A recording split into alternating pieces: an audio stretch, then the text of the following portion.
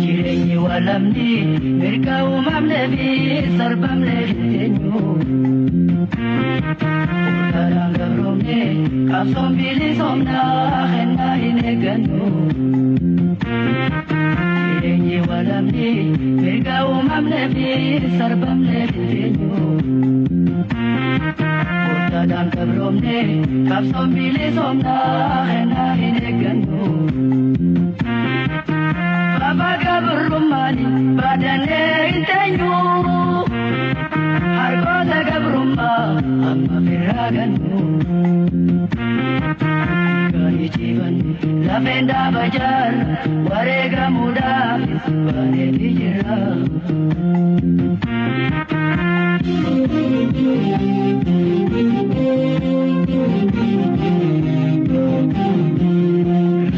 kana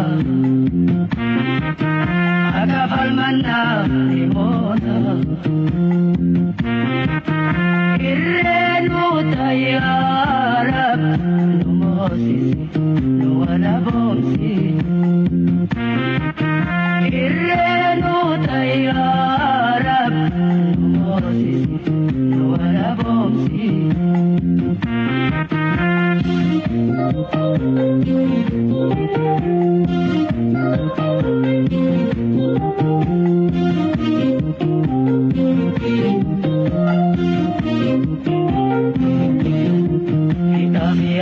Hamileen ucabsee karaanum deebisu guyyaa bilisummaa dhiigaa namaan ibsu falmata lakkisu hidhaa fi ajjechaan hamileen ucabsee karaanum deebisu guyyaa bilisummaa dhiigaa namaan ibsu falmata lakkisu. Gabrumma jalat Oromoon isaatu hamma bilisumma bu'uura siransu abitiifan buufii ajjees lameenuu jiraachu hubatee bobbaaye hubamni deebisu.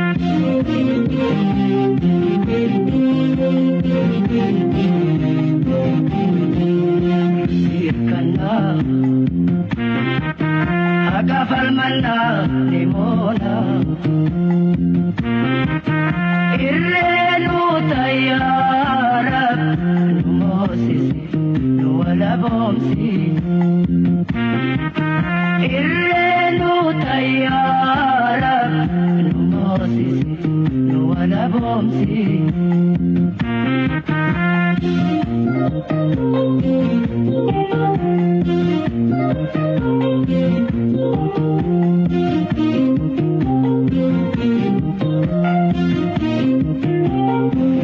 Hawwisii qajeelaan harkoota gabrummaa boqorraan guutu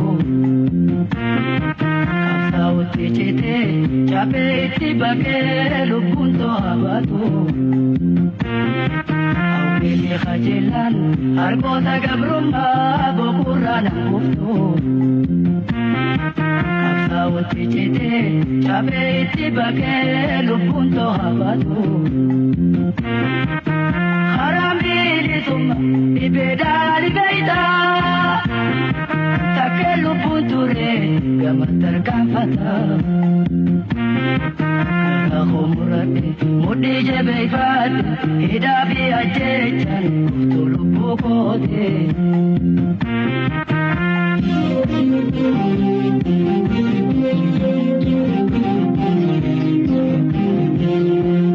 irkana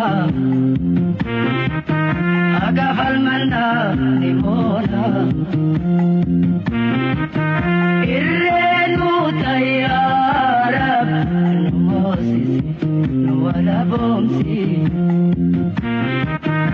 irreenu tayyarab numosisi nuwala bomsi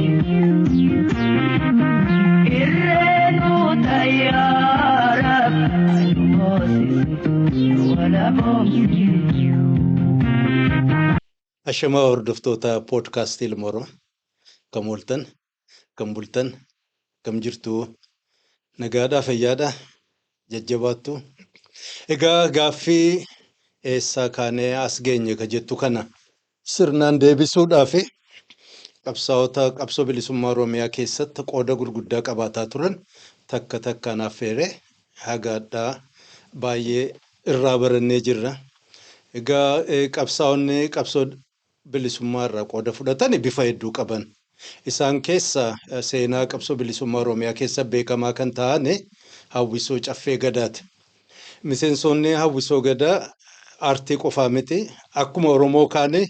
bilisummaa ofiitiif of kennanii dirree qabsoo keessatti qabsaa'otaa ta'uudhaan qabsoo kana keessa qooda keessaa fudhataa turan wareegama lubbuullee warri kafalan ni jiran. Akka hiree ta'ee warra dirree Bobbaa isaan keessaa hafe keessa hadhammoo keessummaa takkasanii dabalee dhufeen jira. Egaa isinis bakka jirtanitti keessummaa kanaaf kabajaa, ulfina, jaalala sii maluun akka simannaa gootan isin gaafadha. Jaal Gammachiftuu Urfoo baga nagaan dhuftee dhiyaadhu waltajjiin keeti. Baga nagaan eeyyee abbaa giddii akkam nagaa fayyaatilleen. Hawaasni Oromoo hundinuu nagaa fayya qabdanii baga jiraattanii waan abarraan tanaa abbaa giddii miidiyaa isaallee maqaa na dhibaa akkas jechuu hedduun beeku. Kanaaf eessumaan ja'a. Miidiyaa kanarratti gartee seenaa dabarsiteen si gaafadhetti asirra afeeruu keetiif hedduu galatoomii maqaa ummata Oromoo bal'aaniin hedduu galatoomii siin ja'a. Hayyee jaala kiyya Gammachiftuu kabajaa fi ulfanneef siin mala. Dhugumaan waamicha kana kabajde yeroo kennuu kennite seenaa jaallan keetii nu waliin qooddatuuf argamuu keetiif maqaa hordoftoota waltajjii kanaatiin irra deebi'een galatoomii hoolii burii baga jiraatteen siin jedha. Akkam jirta ganna dheertu erga adda baane? Hedduu wallahi ganna dheeraa hedduu erga adda baane. Nuun jira kunoo jiraadheetiin kunoo biyya meeqa qaaree biyya Kanaadaa dhufee kunoo Kanaadaa kan isaan jiraachuu jira ammaan tana hedduu takka yeroo dheeraadha yeroo dheeraa ammata dheeraa adda baane eega adda baane. Wal beekuu keenyaaf hedduun galatoo rabbii kiyya wal beeknee jiraannee nulachuu har'a wal agaruu keenyaaf hedduun rabbi galatoonfadha. Dhugaa galanni kanuma isaati yeroo hundaa. Akkami ati warri keessan jiruun warri fagoon aantiin kee marti? Hundinuu nagaa odeessa hangaan qabutti hedduu nagayaa biyya yeroo dabrallee biyya dhaqee laalee viizit godhee gaafa addi bilisummaa Oromoo biyya galeessanillee sanuma keessa dhimma bahee dhaqee warraas laalee yaada bahee as deebi'ee jechuudha. Warrinis nagaa qaba. Ayyee baga nagaa sii ta'an. Egaa ati qabsooftuudha. Qabsooftuu qofaa miti warra qabsaa'u irraa dhalatte warra qabsaa'u keessa dhalatte. Kanaaf hadhagaa kasirraa kajeellu seenaa qabsoo bilisummaa Oromiyaa keessatti amna kee si faana immoo deemnee amna qabsaa'ota kan biraa keessaa immoo seenaa qabsaa'ota Hawwisoo Caffee Gadaa warra turan irraa dhagahuu barbaanna. Kanaaf mee eessaan akkamiin qabsoon Gammachiftuu argatte? Qabsoon Gammachiiftuun argatte ani duraanis faamilii qabsaa'otaa keessaa hin dhaladhee qabsoon nuuf haarayaa ijoollummaan nu haarayaa malee qabsoon nuuf haarayaa miti. Qabsoo adda bilisummaa Oromoo gurraan dhageeffachaa guddannee abbootii keenyarraa jaarraa abbaa gadaa naannoo kiyya naannoo itti dhaladhe san keessa jira. Elemoo qilxuu akkasii namoonni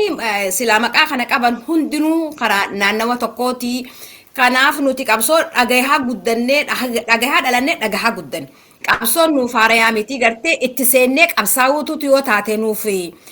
haaraya malee hanga guddannullee qabsoon deemaa turte eega guddannellee qabsoo irraa fuunee isaan irraa fuuneeti qabsootti kunne abbaa kiyyarraa eegali jechuudha. Abbaan kiyyaas qabsaawa jaarraa abbaa gadaa fa'aa wajjin qabsaawota turanii. Adeerri kiyya akkasii nama hedduudha. Nama faamilii kiyya keessaanis nama hedduu faamilii qabsaa'otaa keessaa hin dhaladhe waan ta'eef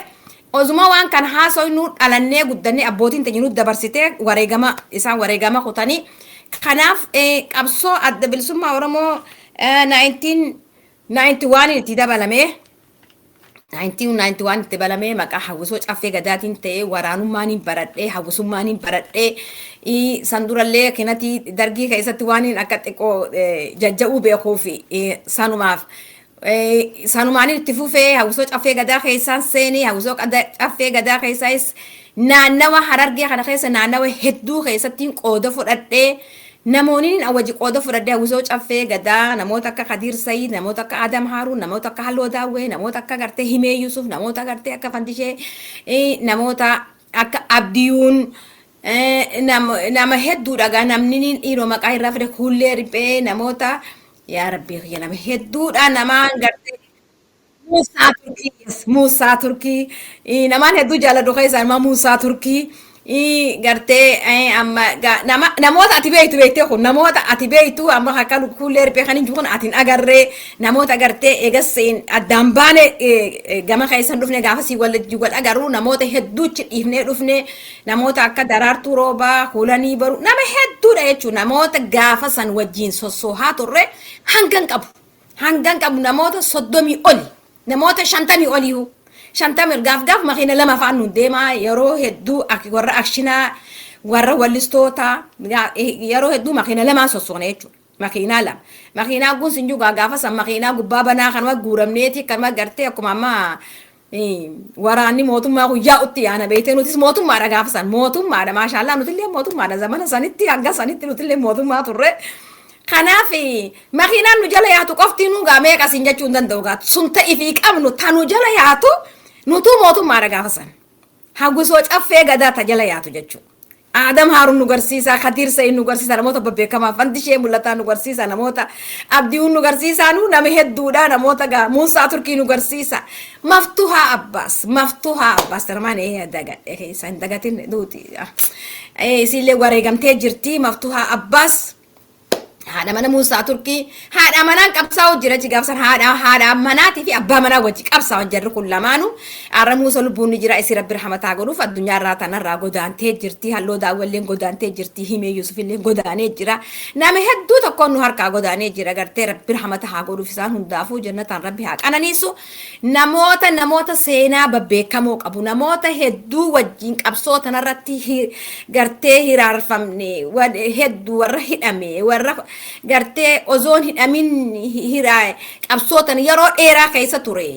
warra samuun itti dhukkubde warra hedduu tokko wajji qabsootan dhagoonechi maquma qabsootanaatiin warra hedduutu qabsootana keessatti waliin gamtaan turre namoota ati cinaa beeytaa cinaan beeytu sun hundinuu har'aan tana irra guddaan addunyaa tanarraa godaanan jeeti yaada kanaaf hanga xiqqaa san keessa ana nama lubbuun jiru keessa nama tokko Hawwisoon Caffee Gadaa uumamni isiidhaa zamana san 91 uumamte jechuudha. Maqaa dhaaba adda bilisummaa Oromootiin Hawwisoo waboo yookaan Hawwisoo eega dirree seen Hawwisoo waboo haa waboo jaamna magaalatti immoo Hawwisoo Caffee Gadaati jaamna jechuudha maqaa kana siitu beekaa Hawwisoo Caffee Gadaa hanga tokkollee wajji turree nu agarte kanaas hin jaagaa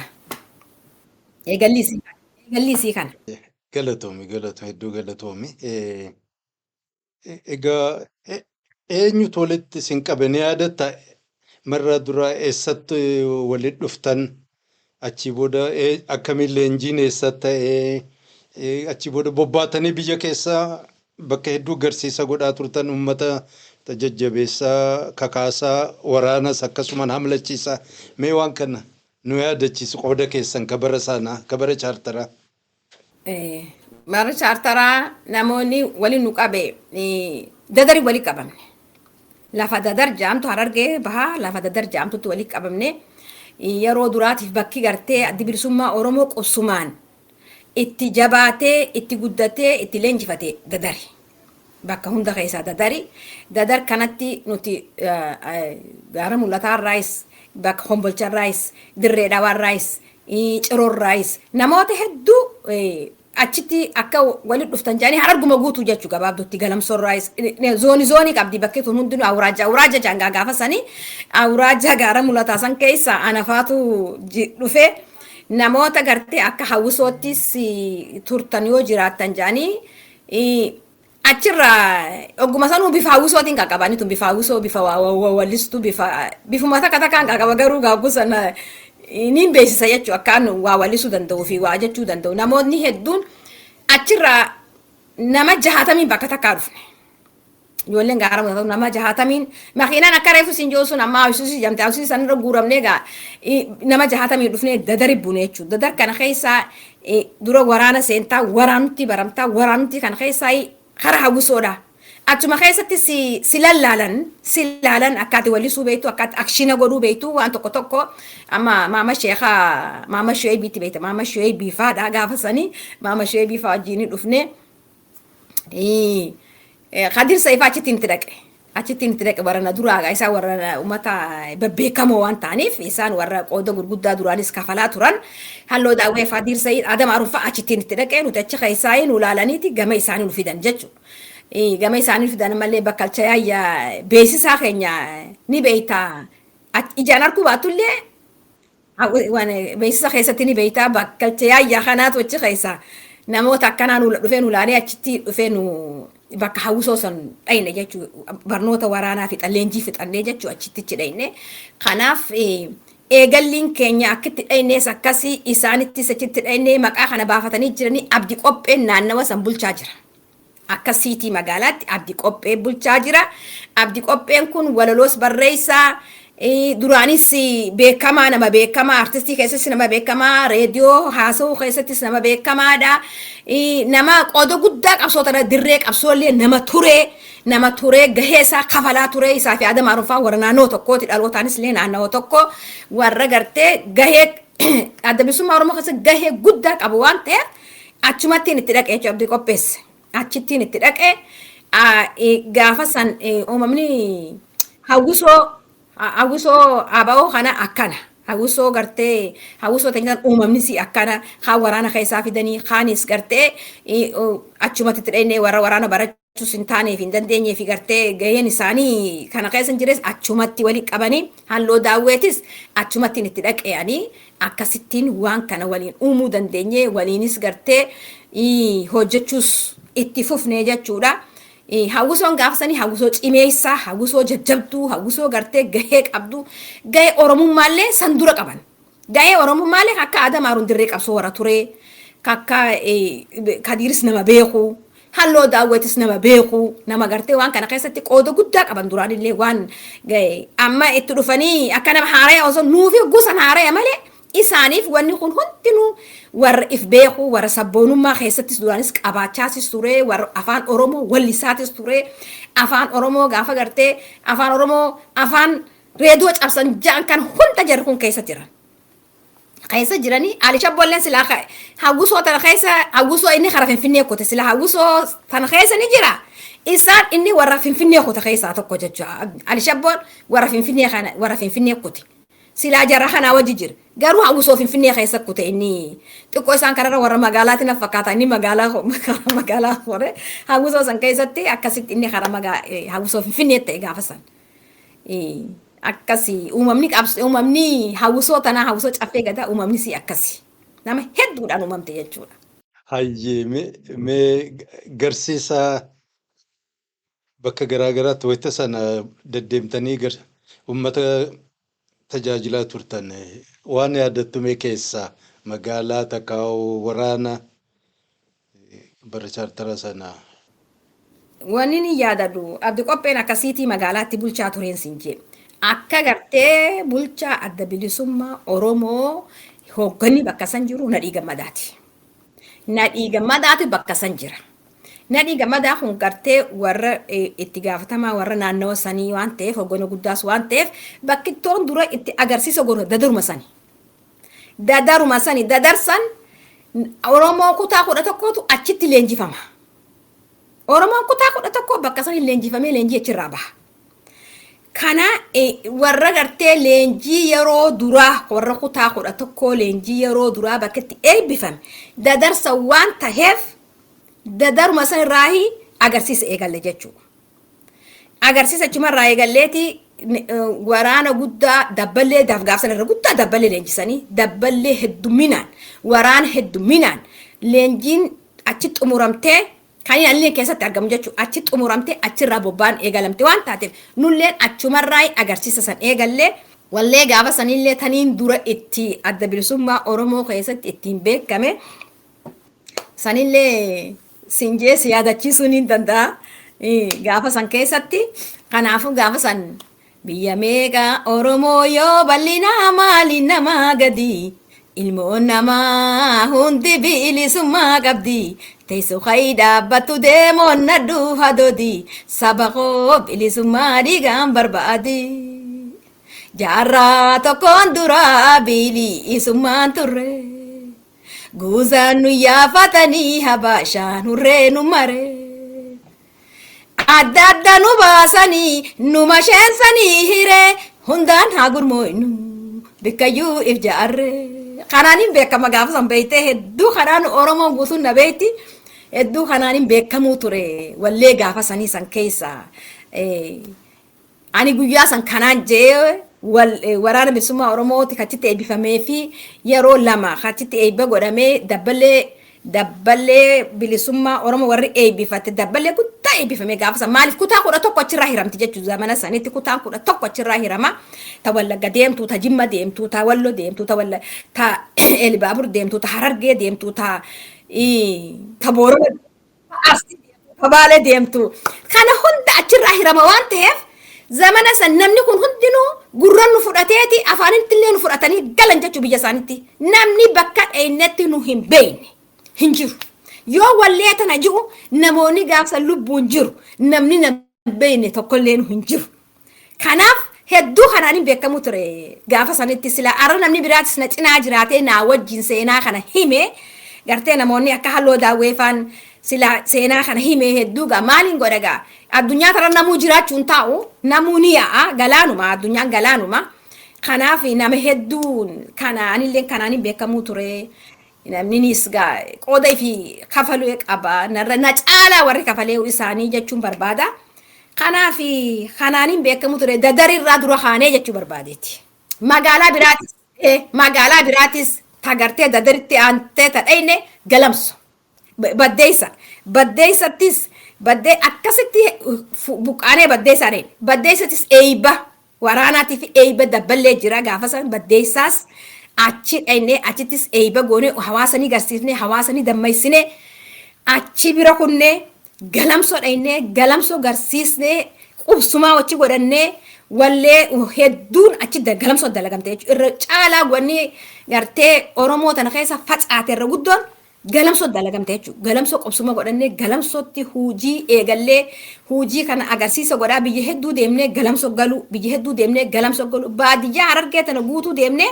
garuu irra guddaa Harargee dhihaatiin irra beeka Harargee bahaa tana karaa muramee waan jiru fayyaaninis dhuftee gaa karaa murtee waan jirtu sossoohina nu dhoorkuu direedhaa bira gakkutuu nu dhoorkite karaa kombolchaa gakkutuu nu dhoorkite karaa haramaa gakkutuu nu dhoorkite sunis hawwisoo biraa qaban isaanis hawwisoon gaafa san beeyta namuu akka kuta akka agartee zoonii if dandeessi hawwisoo jaaranii qabanii hawwisoo jaaratanii waan qabanii Harargee dhiyaatana keessas hawwisoo darakkuutu beekama hawwisoo darakkuutu beekamtuudha hawwisoo darakkuutuun Sheek Xaliilee isaan hoogganamti Sheek Xaliilee isaan hoogganamti hawwisoon teenyatuunis gaa hoggana jajjabaa if keessaa qabdi ifiin warra if hoogganu jarri warra gartee nu ifiif hoogganaa yaa jarri kanaaf hawwisoon darakkuutu nuqus Sheek Xaliilee isaan zoonii Sheek Xaliilee isaati nuti immoo gartee akka maal janiin gaammaan tana nuti hundaaf jechuun ummata zoonii hundaaf bakka buunee warri yaanu nuti gartee kanaaf hawwisoo darakkuutti dhaynee odaa bultum achitti agarsiisa goone jechuudha odaa bultumitti bakka Oromoon kutaa 11 itti dhufte sanitti agarsiisa goone jechuudha zamana sanii hedduun odaa bultumii beekamaadha beektee namni Harargee kana keessatti akka gaarii dhuunfatamtee waan jirtuuf adda bilisummaa Oromootiin kutaa hundarra kutaa kanatti namni kutaa 11 achi dhufa gaafa san wani nuti jechaa turre ka'i ati Oromoo ka'i har'aa miti boru jecha guyyaarraan guyyaa lakkaawwachaa usuun callisuun gabroonfataa hundaa keessummeessuun sifaa gayuu loli didii fincili kai sifaa gayuu loli didii fincili kai jenne Oromoo irratti guunuti waan kana jennu Oromtichi walloo tokko faan ni gaggabe if wallaalee maraatee jechuudha. Atichi jiraatullee hin beeku abbaa gadi gaafsan ni jirtamu jirtu hin beeku. Tujubaa faan jiraachuun dhabu I think tujubaa galamsottiin arge waan ta'eef tujubaan faan jiraachuun dhabu naannawa sanii. Oromoon gaafa sanii baay'ee wal jaalataa baay'ee ifillee jaalataa baay'ee hawaasa ifii jaalataa. Namni kun hin beeku waan ammallee anu boo'ichaan na qaba gaafa sanii yoo hin yaadadhe odaa bultumsa yoo hin yaadadhe. Anu gaafa sanii Oromoo ta'uu kiyyaa'u akka gaariitti if beeka because namni kutaa kudha tokko kun manguddoon kutaa kudha tokko manguddoon firri Taaddasaa Birruu ilmaan Taaddasaa Birruu ilmaan Maaree maal jeetiin sii maga ilmaan hayyoonni irraa dhume ilmaan gootonni irraa dhume ilmaan namoota kan hundaa bakka sanii akkamii akka dhufanuu namaan galu jechuudha beektee bakka sanuu akkamitti dhufanii karaa kan hundinuu qabamaadha sanuma keessa dabranii dhufanii kanaaf achitti tokko nafne namoonni afaan Oromoo takkaa dubbateen bee wallotti tokko nafne afaan Oromoo takkaa dubbateen bee namuma achitti namuma kana kagaggabu if wallaalee kagaggabu gartee onnee keessa nuti nama kana yaani if beekuun anuu gaafa saniin if beeka anummaanu kanumaan dadarsanitti Oromoo kutaa kudha tokko arka jechuudha. Oromoo kutaa kudha tokko wajji baatii meeqachi keessattis leenjiinis hawwisoonis ture jechuudha. Akka odaa bultumsanitti guyyaa sanni jiraani akka waan gartee duraan waan mataa kana keessa akkana waa natti gakkaanii guyyaa san narraa ol bananii wahii guyyaa san akkana narraa ol banatu Oromoo san arguu kiyyaaf baay'een gammadee baay'ee takkaan anuu if wallaale jechuudha. Zamanni sun zamana jaalalaa zamana kabajaa qabu zamana jaalala maal jaalala rabbi nuufillee haa deebisu waan gaafa sanii san rabbi nu fuulee duraafillee nuuf deebi'uu mala beektaa wanni sun hanga tokko numa deebiti jeetii yaadaa akkatti naftu san keessa dabartee kan dhufte arraka Oromoon hundiif barte akkatti naftu gaafa odaa bultum jalatti illee deebinee guyyaan akkasii nama dhume malee yaanni dhumne beekte Oromoon namni wareegame malee yaanni Oromoodhaan wareegamne ni jira. Kanaaf yaaduma keenya san qabannee guyyaa tokko odaa bultum san jalattis ni deebina. Odaaniin an harkees odaa bultumii odaaniin jalatti agarsiisa godhes odaa bultumii odaan kunillee waan ta'e waaniin adda baafadhe guyyaa sanii Oromoon odaa 5 qabdi jechuus guyyaa saniin dhagahee Oromummaan tunuu gartee gadaa qabdii gadaa duraan akkama walitti dhufne nu barsiisan dhugaadha ijaan harkuu fi barachuun takkaa miti hojiidhaan waan hin argeef Oromoo fi odaallee hojiidhaan guyyaa saniin arge jechuudha. Oromoos odaas guyyaa saniin arge odaan 5 guyyaa san dhageenya. Yoom dhaqqabamee namni kun waan kana hundaa barachuu irra guddaa ka baranarree ka dhageenye oriinu ka dhageenye maaliif nifi nagaafa san teesseetu barachuusis wayyaaneen biyya qabachuu ceeti isiinilleen habashaa wajji walitti dabalamtee nulleen teenya tana jala ariinaa yooruma gatteessee waa barattee dhaqqabattee waa barattee gartee ati fiigaa barachuu qabda malee teessee waa barattee atirraa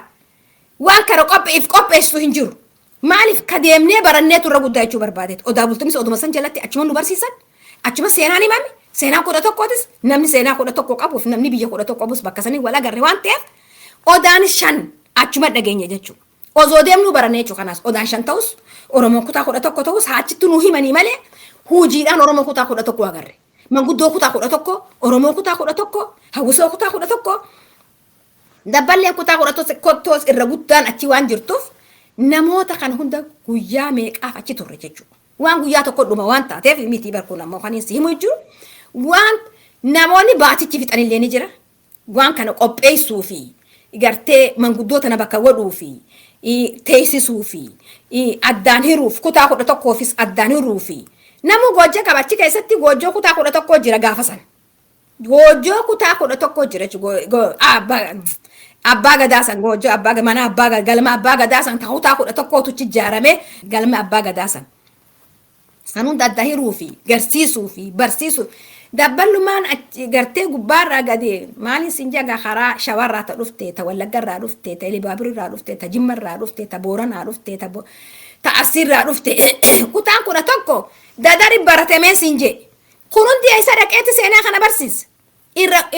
achi dhaqee irra guddaan isaa maalii fi waan kanaas beekuu qabaa barsiisuus qaba namooti hanga tokko waa karree gartee barnootaanis wayyaadha seenaa dubbisuunis seenaa barsiisuunis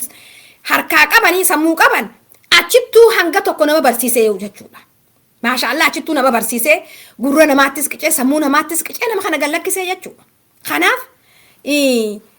Oromoon zamana sanii akkas ture. Arra sun gartee hangam takka jiraa fi hin jiru kutaa nu jira nu hafe namni nu hafe kun kan waliin nu ilaalu jechuudha. Kanaaf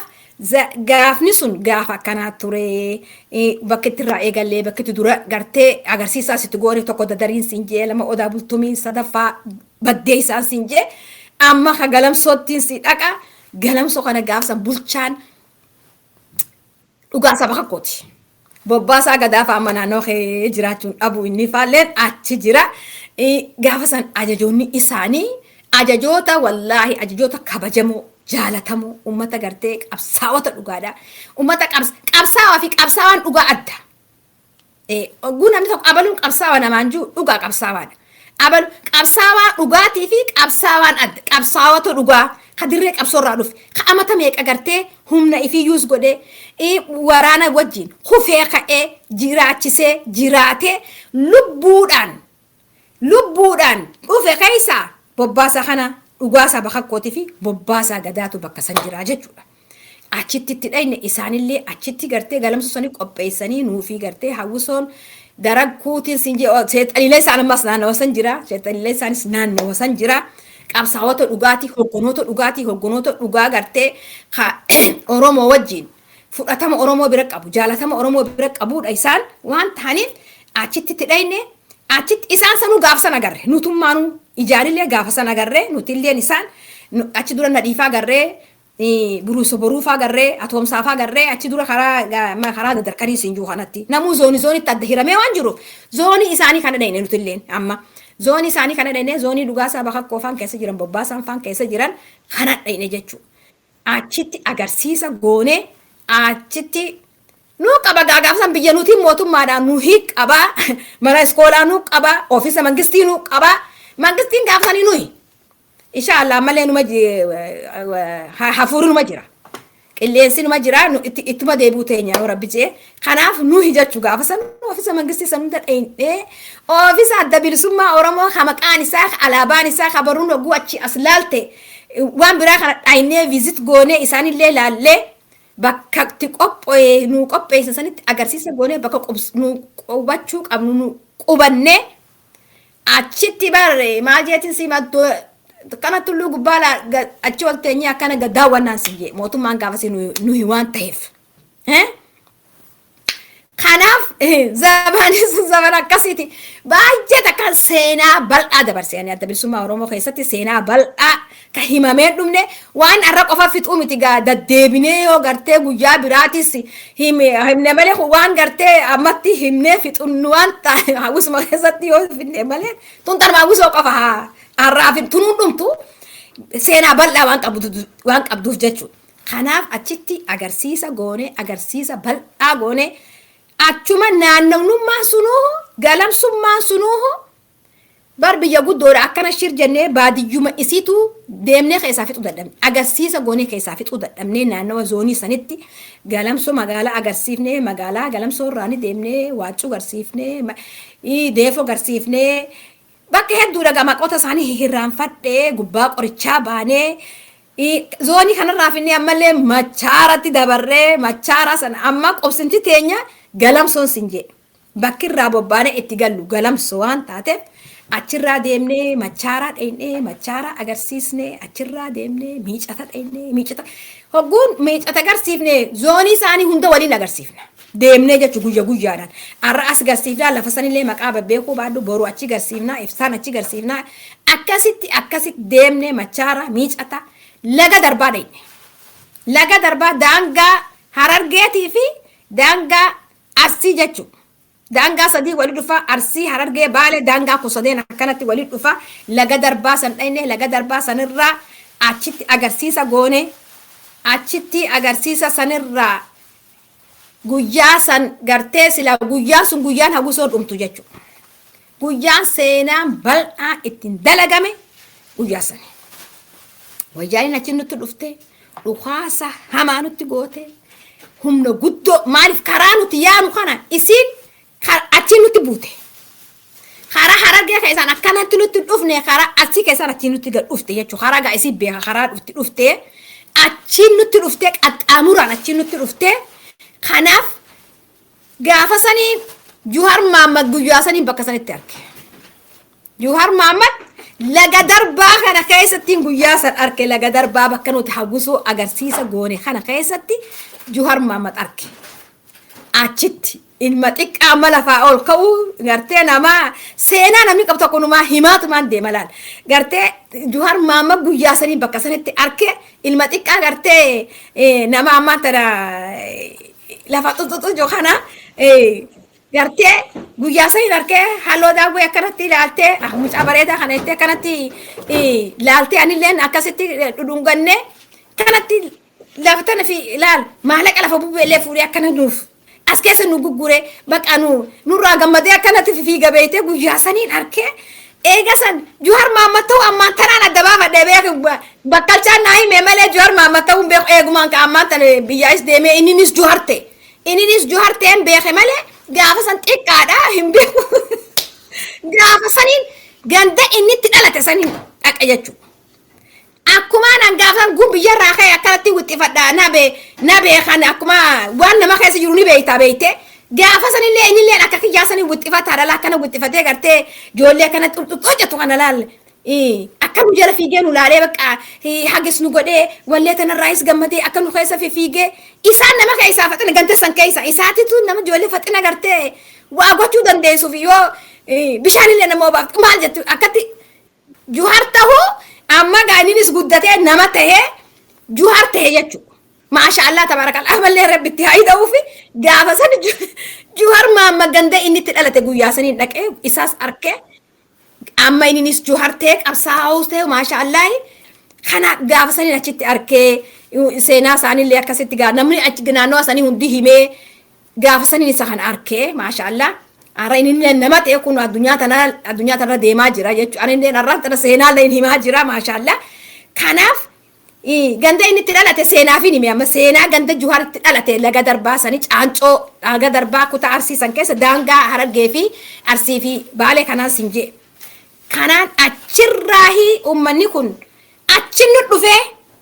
guyyaa san numa jiraannee hafne jechuudha. Numa gaanni jiraata rabbiin nuun jee hafee nuu hiifirraa quban qabne humna waraanaa guddoo qabna garuu karaa sani jiru nurratti lubbuu nama meeqaatu bahe nu seef godhuudhaaf lubbuu nama meeqaa guyyaa san bakka sanii waree bigadee jechuudha. Nuti cinaa warra makiinaarraa bu'ee miilaan qaxxaamuree kote warri gartee fiiguu dandeenya qaamaas hin qabnu warri gartee fiigaa bahaa jaan kun warra fiige makiinaarraa bu'ee makiinaan karaa kana qaxxaamuruu hin dandeessu asumaan cabsaa bahaa jaanii warra baane keessaa tokko jechuudha. Ani faan jechuudha warra fiiguus danda'u gaafa sanii yaangiidha warra fiigee qaxxaamuree gaara koree garaa bu'ee achiin biyyatti bahe kan waraanni achiin nu afaan dhufee kun asiin duuba keenyaan kun dura keenyaan dhufee akkasitti lubbuu keenya seef godhanii baane jechuudha. Zabana san nama hedduutu wareegamee nurratti sun qabsoodha. Qabsoon akkasitti dabarsine gaafa san guyyaan sun guyyaa gartee guyyaa dura dhukaas nurratti keessa. Kanaaf waa hedduu qabsootana keessattis dabarsine lubbuun namaallee humaa nurraan taane waraanni ni kufaasi ni kuffisaasi. Kanaaf ta waraana akkasi. Ammoo Hawwisoo keessa nam tokkollee lubbuun nurraa humaan taane nagayaan galle jechuudha. Guyyaan dhukaasa dura itti argees guyyaa sani jechuudha. Harargee tan keessa gaafaan deemu kana gamma bakkiin deddeemu ture karaa kana ati gaafii as dhiyeessan si deebisuuf qophiidha. Galatoome baga jiraatte illee nu gammachiisne gammachiistu maqaan keetis gammachiisu nullee gammanne ati jiraatteef hayyee egaa barri ni jijjiirama haallis ni jijjiirama. Namni gariin gaafes hin jiraanne hin beeku amma bakkayyuu bobbaanee agarsiisa goonee uummanni nu gammadee uggwaatu jettu zabana ammaa kana Hawwisoo namni ogguu jedhu maallaqaan beeka. Gaafas isinii kafalamee hojjetan. Nuti adda bilisummaa Oromootti eegaan dabalame ani ilaa irraa qabsooytuudhaan. Ilaa ar'aa qabsuma tana keessaan jira. Ilaa ar'aa qabsuma tana keessaan jira. Ani gaafa sirraa eegalee adda bilisummaa Oromoo keessatti qabsoo Oromoo keessatti Oromiyaas keessattis Oromiyaa alattis ani firii mataa kiyya if kannee waan hin beheef arrallee firiidha uummata Oromootiif ani gartee nama gartee takkaatis maallaqa adda bilisummaa Oromoo keessattis arkeetis hin beeku maalani akka bishaanii irratti narra bu'aa ture agarsiisa keessatti maalani gaafsanii galaana jechuu dandeessa akka bishaaniitti nama akkanatti namni gaafsan maalani ni jira bakka irraa dhufe gambeenu namni tokko doonii afaan fidee sirra ganna akkana raf godhee mataa gubbaarra gaafasan maallaqa san akkas hurgufanneetti qabsoo Oromootiif kan ture miti qabsoo Oromootiif kannine waan gartee waa hin bitan waa hajaati qabneellee seeraa jira sirnaa jira tartiiba saniini nama sawwaa gaafattee qarshii takka feetes qarshii takkittis akkas tartiibaan nuu kan turan jechuudha maallaqa akka bishaanii mataarra nu naqamuu ture sanuu nuti wanna maal jeetin siima maallaqa jechuun hin turre maal jennee gaafana nama lubbuu tanaaf kannee baanee waan gartee maallaqa kana nu quban qabnu maallaqa akka Oromoon akka bishaaniitti nu ragganneetti akkatti mataarraa ilaa miilaatti nu ragganneetti kana nama nu jalaa dooniya guuruu jira dooniyatti guuran malee nuti nu jalaa maallaqa nuti maqaas maallaqaatiif lakkoofsa maallaqaatu akka baradheetu hin beeku kanaaf hanganaatu irraa argame hanganaan galee gaawusoon hangana galii galchite karaa kam goree namni irraa quba qabu hin jiru kuni nuti Hawwisoo wanni banaa baaneef waraana bilisummaa Oromoo jajjabeessu kophee isaanii uffata isaanii jireenya isaanii qawwee isaanii bakka irraa irratti isaanii kun itti guutamaaf malee nuti illeen akkuma isaanii qoonni nuu baha maqaa Hawwisootiin akkuma isaaniitti qoonni maqaa Hawwisootiin nuuf bahe gamtaadhaan qorii takka keessaa nyaannee okkotee takka keessaa qalaas tokko keessaa dhuunee bakka dhabnettis agabuu bulaa jiran gaafuma sanuu jechuudha kan akkasii maal inni nurratti akka bishaanii yaa'u takka maallaqaanis nuti gartee wayii bitanna jenneetis maallaqa nuufannaas akkanaas waan gartee silaa lubbuun teefeetu akkuma waraana bilisummaa Oromooti jiraachuu turre Hawwisoo wani nuti qabnu uffata Hawwisoo qofa akka dhaabaatti kan nu qopheessee hin jiru maaliif akka dhaabaatti uffata Hawwisoo kana hin beekan isaan waraana beekan malee uffata Hawwisoon kana qabdi Muusaa Turkiifaa waa qopheessuu beeka beektee gaafa san Muusaa Turkiifaa huccuu akshina gartee itti goone itti jijjiiranu kana misraaqesii keessa waan tureef gartee akshinoota garagaraa jijjiiruu akshinoota nama leenjisuu uffataanis aadaanis gartee leenjisee nuulan leenjisuu ka ture leenisa huccuu gosa akkana ha magaalaa dhaqee akkanaa ta'uu qabdi jee nuu bitu leenis wajji deemnee waan akkanaa qopheessee isa waan gamtaati wani nuti hojjennu waan gamtaati afaaniin haa jennu malee irra guddaa waan gamtaa keessatti qooda fudhannaa ifiifis wallisaa waan gamtaa akshina garagaraatti keessattis waan qooda fudhannuuf uffannillee isaantu qojooluma Hawwisoo tanaa warri beeku warri muuxannoo waan sanii qabuu qopheessu nuti fi maalanii waluu quban qabnu maalanii ni bu'a malee nuufi maalanii waluu quban qabnu garuu maallaqa hoggaa jaadhaan ammaa uniin sodaa dhaguu maallaqa jaa maaliif seenaa kiyya keessa maalanii hin jiru maallaqa kannuun bare malee dalagee adda bilisummaa Oromoo gumaacha godhuun bare malee an qabsoo Oromoo irraa maallaqa barbaadu fuula duraafis kannuun barbaada malee in barbaadu maallaqaaf seenaa qabsoo Oromoo keessattis namni qabsaawaan dhugaa yoo ta'e kan nu barbaade malee qabsaawarra naa kafaltan malee warra jeesi jetiyaan arkeetiin jira naa kafaltan malee waltajjii tanarratti hin argamu warra je'ee wahuma goonuu kana keessatti illee eega biyyaa baanellee jechuu hoja eega biyya gaafa biyya keessa jiru ta biyya keessaa dhiisi ta biyya keessaa jettee jechuu baattee maalleen Oromoodhaa akka feete jiraatta kanaaf maalleen Oromoodhaa akka feete jiraatta waan ta'eef kabiyya keessa akkas kabiyya alaa kana keessatti illee nama gartee kafaltiillee waan tokko kafaltiillee ka barbaadullee jetti jaayin arke kaniin dhaqeetti dubbadhee anu gusi tanuma nama akkama suura taa'ee dubbatu kan hanga tokko na beeytana fakkaata dhaqeellee itti dubbadheellee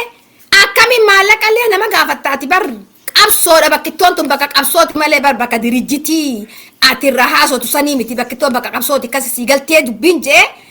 dhaqeellee waan san dhaabelleen hedduudha waan kan nuti urmii teenya qabsoo Oromoo irraa waa gaafannee ni beekna jeetti himee numa beekaa bar kan numa beekaa bar wallaaleeti miti garuu fedhiisaa dursa malee yoom takkaa qabsoof gabbeere yoom takkaaf qabsoof laalateef yoom takkaa gartee asi biyya daddeemee waa coccoratee nyaachuu bare malee yoom takkaa qabsoo Oromootiif je'ee laga tokko qaaree miilaan lafa deemee itti beelawee itti dheebotee Oromummaa sabboonummaan keessa malee gubbaarraa miti gubbaarra na hawallisu hedduudha. Garuu immoo sabboonummaan taphaan sabboonummaan hin argamtu. Sabboonummaan waan argamaatii miti waan gartee keessaa malee sabboonummaan cora alaa kanaa miti. Warri cora alaa kanaa nima beeysa bakka hundattuu nima fakkeeffachuun fakkeeffataan hedduudha waan ta'eef warri cora gulaale bareedu gartee qabsuma tanaa bara amma nuti akka nama hin qabsaayin taaneeti fakkeeffataan bakka keenya bu'ee beeyte. Fakkeeffatoonni bakka keenya bu'ee qabsaawaa maqaa qabsaawaa fudhatee ooffachu jira bara. Nuti bakka san irraa gartee leebilli keenya gabbu'ee fakkeeffatoonni bakka san qabatee himatee bakka keenya bakka san himachuu qaba. Seenaan amma sitti himu jiru kuni seenaa taphaatii miti. Seenaa wareegama meeqa keessa argame jechuudha. Seenaa amma wareegama reefulla kan lubbuun baane karaa kana waa meeqa nu mudate. Wiliidhaan karaa hirnaatti illee sitti dhufu taati. Kanaaf fakkeeffatoonni bakka keenya bu'ee sirbaan ankalee sirbaa ture faa sirbee waa'een ankalee godhaa ture faa godhee bakka keenya bu'ee fakkeeffatoonni itti jira jechuudha. Maaliif maa sirbaniif osoo hin tahin sirbaa tokko beekan malee sirba gaafsanii nuun beekanii jechuullee hin beekan. Maaliif waan qabsoo fi qabsaadhaan walii hidhamee jiru waan ta'eef jechuu hin beekan. Saninuu dhageeffatan tokko sirba naxalaa gartee waan tokko keessaa fudhatanii oriyanii malee inuu jechuun beekan sanuu baballeessa. Kanaaf sirbi gaafsi sirba qabsooti. Qabsoo fakkaata qabsaa'oo fakkaata wanni gaafas nuti jenne jechuudha. Har'aan tana gartee himatanii fakkeeffatanii warri orii kunilleen humaa miti haa ja'anii afaan Oromooti haa wallisanii maa wallisanii miti walleedhaa miti ta barbaanuti wallee miti qabsaa'ummaa barbaanna malee keessi isaanii san hin fakkaatu garuu keessi isaanii wuujiidhaan waan nuti goone san waan hin fakkaanneef isaan irra fakkeeffatanii hegereefillee amma wanni kun naaf taa'aa dokumentii gartee waan kana keessatti amma kun amma dokumentiin himu jira malee waan gartee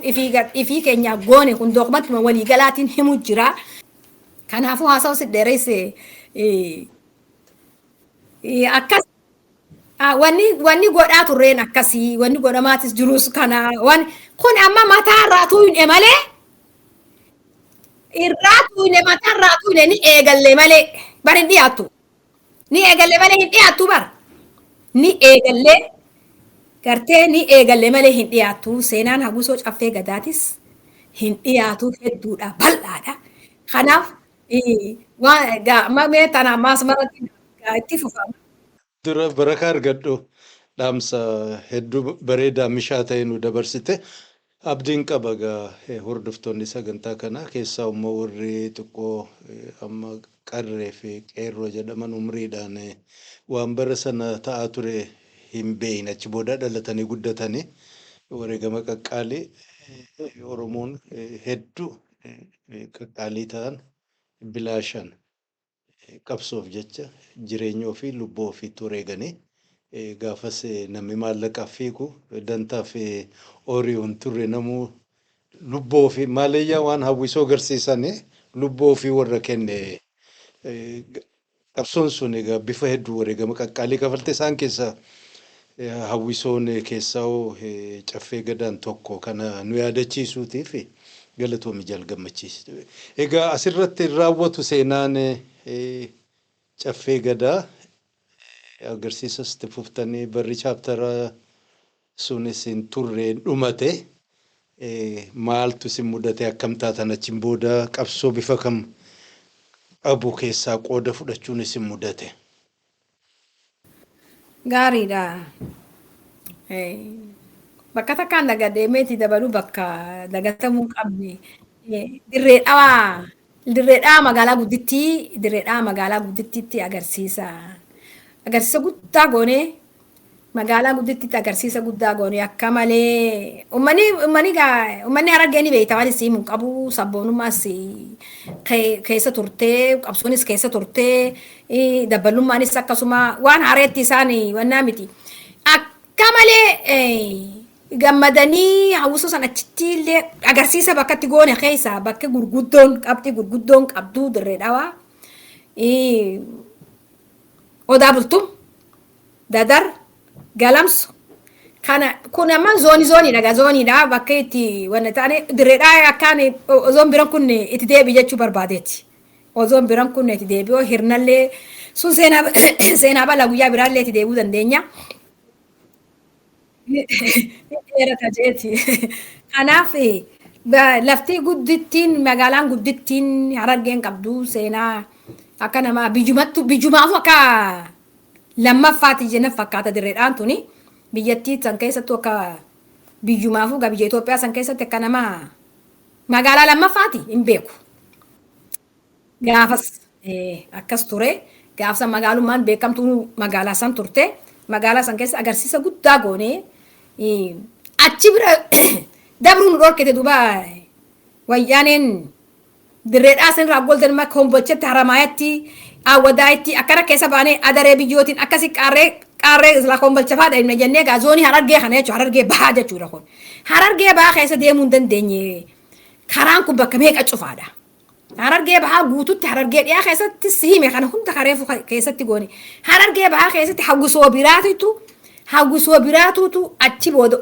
Hawwisoo biraa qaban maaliif karaan bakka meeqa adda adda muramee jira jechuudha hirna irratti sadda murame asiin gaddee bidireedhaa tana ol deemi kaambii gurguddoo jira kaambii tanattis adda murame adaree tanattis isaantu qabatee jira bakka hedduu karaa kana gubbaarra dabruu hin dandeenye waan ta'eef Oromoon kanaan kuttee jirti beekte bakkuma dheeyxasanii zoonuma isaatti namuu Hawwisoo fi ijaarrata.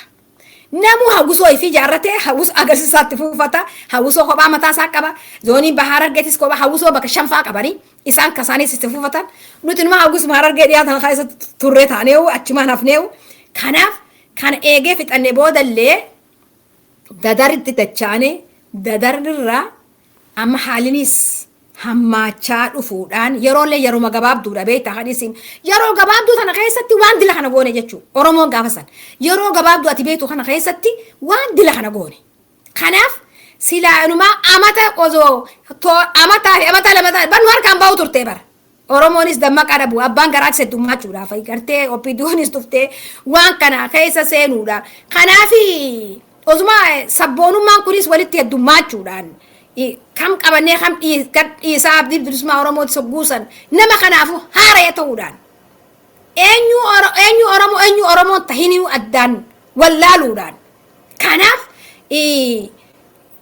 lafti qabsoolleen itti gaggeeffamaa turte Harargumaa fi Wallaggaa kutaalamaan kana keessatti qabsoon dhugaa gaggeeffamaa turte Baalee amma zoonii ta'a amma Baalee fi Arsiif kan hundi zoonii keenya kun amma isaanii kana keessa qabsoon deemaa turte kana waan ta'eef naagartee warra kutaa biraa kanaa wajjillee walii galuu dadhabuu fi wal beekuu dhabuu fi namoonni qara'ees dhufeerra garagaluu fi kan isaan beekanii fi kan amma dhufe walii galuu dhabuu fi wal ta'uu dhabuu fi kun hundi baay'ee takka qabsoo tana jeeqe waan ta'eef osoo suuta ka deemtu taate qabsoon gaafa sanii hafarsaasa nutti ta'uu baattee osoo gartee nuufi oppiidiyoolleen ka waliigaltee dhaaba kanaaf oppiidiyoolleen ka waliigaltu taate akkasii nu harkaan baatu yeroo hunda qabsoo teenya warri gartee qabsoon ni gurguramti yeroo daftee bayta maaliif habashaa wajjin namni gariinis waan jiraatee beekuuf jecha waanuma sammuun isaa waan san ta'eef jecha waanuma Oromoo kanaarraa itti dhiphata waan ta'eef akkasitti daftee nu harkaa baate malee osoo suuta xiqqoo akkana gaappii nu hannite nu harkaan bahu turte kanaaf eegas dadari gaddeebine silaa karaa Finfinnee ol deemnu dabruu dadhabne dadari gaddeebine dadarirraa gartee haalli nu hammaachaa dhufe amma gaa hawwisummaarraa harami jijjiirame karaa waraanummaa amma gaa karaa waraanummaatti jijjiiramne hawwisummaarraa karaa waraanummaatti karaa dirree qabsootti deemuu dirqamne jechuudha. Hayyee kabajamoo hordoftoota keenya sagantaan Jaal Gammachiiftuu waliin qabnu kaardhaa kanarra raawwataa jalqabarraa kaastanii badhumaan waliin turtanii hordofuu keessaniif guddaa sin galateeffannaa yeroo itti aanu immoo sagantaa lammaffaa fi kamaayyee qabannee hamma walitti deebinutti nagaan nu tura. Bye bye.